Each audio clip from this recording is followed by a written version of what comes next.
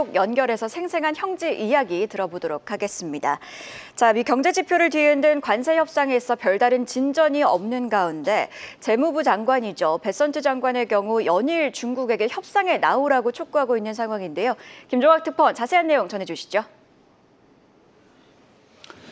네, 중국 외교부에서 양국 간 대화 사실을 연일 부인하고 있지만 도널드 트럼프 행정부의 주요 인사들은 협의가 진행이 되고 있고 중국에 결국 달려있다는 언급을 이어가고 있습니다. 미국의 무역 협상팀을 이끌고 있는 스콧 베선트 미 재무장관은 어제는 ABC 방송, 오늘은 미 CNBC 방송과의 인터뷰에서 중국의 변화를 계속해서 촉구했습니다. 베선트 장관은 트럼프 대통령이 매일 발언을 번복하고 있는 상황에 대해서 게임 이론에 따른 전략적 모호성이라면서 옹호했습니다.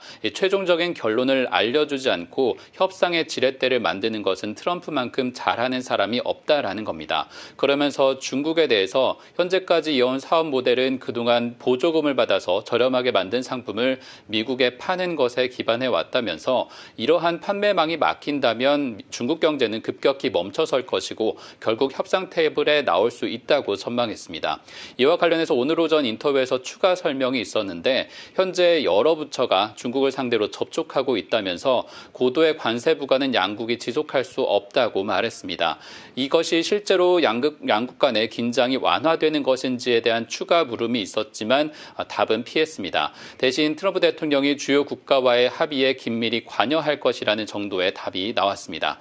어제 일본 측에서 미국의 관세 철폐를 주장하는 등 각국과의 협상에 대한 의문이 늘어나고 있는 상황에 대해서도 베센트 장관은 문제가 없다고 설명했습니다. 특히 인도와 한국 등 아시아 국가들의 협상이 매우 잘 진행되고 있다면서 이들 국가가 제안한 관세와 비관세 장벽을 낮추는 협상을 신속하게 진행하겠다고 말했습니다.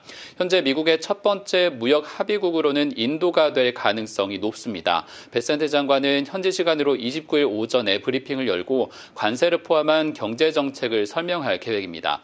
한편 트럼프 대통령의 취임 100일을 앞두고 미 여론은 크게 악화하고 있는 상태입니다. 이미 전날 워싱턴 포스트와 CNN 등에서 진행한 여론조사에서 지지율이 40% 이하로 내려간 것과 관련해 트럼프 대통령이 직접 반박하는 일도 이어졌습니다. 트럼프 대통령은 이날 자신의 트루스 소셜을 통해 가짜 여론조사라고 비판을 하면서 워싱턴 포스트를 비롯한 각 의료기관들을 비난했습니다. 지난 선거 과정에서도 부정적 기사들을 냈었고 편파적인 보도를 하는 기관으로 미국의 이익에 부합하지 않는다는 주장입니다. 백악관은 트럼프 대통령의 100일간의 성과를 두고 현재 지지층 결집에 공을 들이고 있습니다.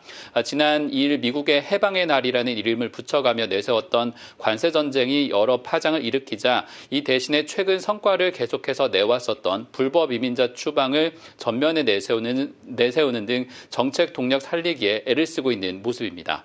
지금까지 뉴욕에서 전해드렸습니다.